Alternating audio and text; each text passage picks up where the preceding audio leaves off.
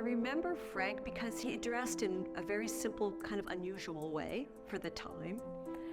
He always wore Carhartt vest and jacket, a little cap, and I believe Carhartt pants and leather like work boots. And really that was his uniform for the entire time I knew him. Did it for a living was actually restore furniture and just bring it back to its former glory. This gentleman, an astounding person in the arts, a sculptor, a painter, and focused on his writing, his prose and poetry. Franz Joseph Bette was born in 1903 in Seidlinghausen, Germany.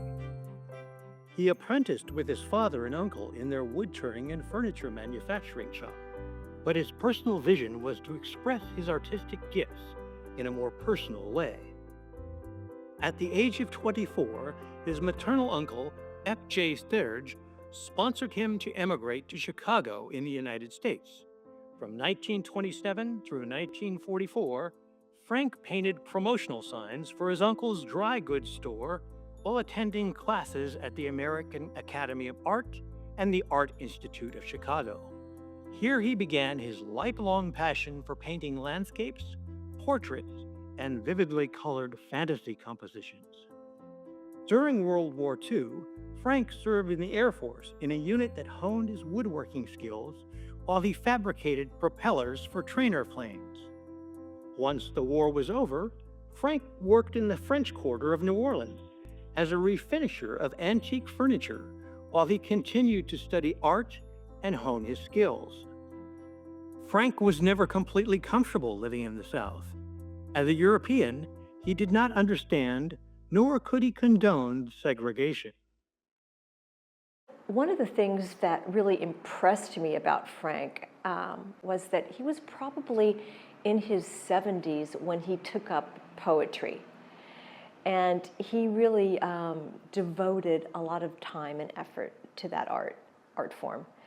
I remember him carrying around a little notebook and a pencil. So if he heard something or wanted to remember something he saw, he would jot it down in his notebook to use in a future poem. And I thought that was pretty cool. And then I also remember him telling me that he wrote regularly. He wrote poetry on a daily basis. So he was really dedicated to the art. He loved trees. So much of his poetry is about trees. Jacaranda trees.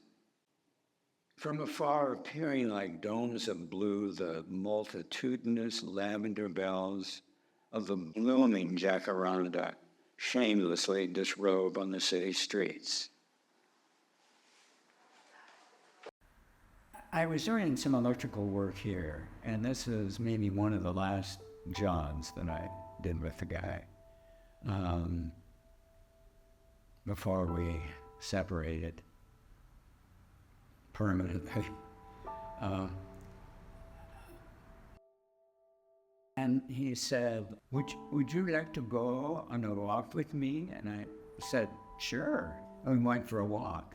Well, we walked up several streets and we got closer and closer to, I could tell, to something was happening to Frank, that he quickened his step, and pretty soon we were standing in front of this tree. And he got real quiet and was just standing there.